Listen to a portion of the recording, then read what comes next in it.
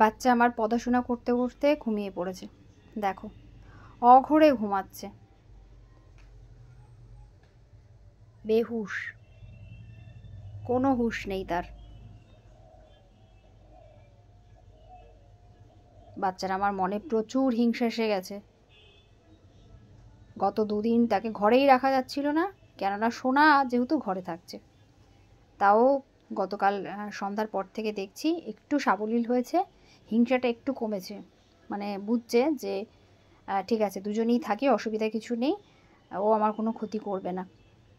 আর সেই সোনা তেড়ে তেড়ে ওর কাছে যাচ্ছে না, মারামারি করার জন্য নয়, খেলার জন্য, কিন্তু ও মনে করছে যে ওকে বোধহয় আক্রমণ করতে আসছে।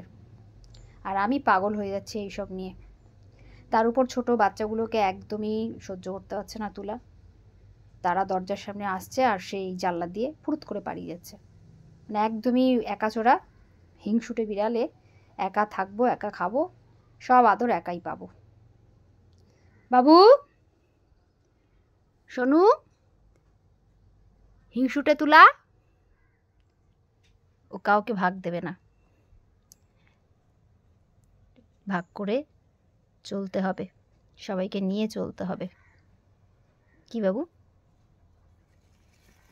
শোনো ও মা, মা সকাল থেকে ঘুমাচ্ছে,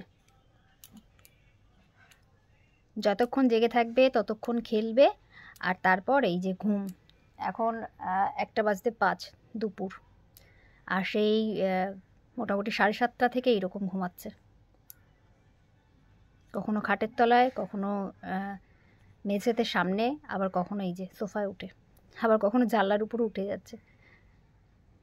ঘুমাও।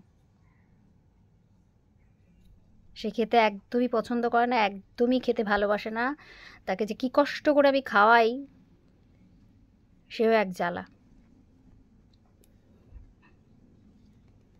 শুয়ে পড়ো।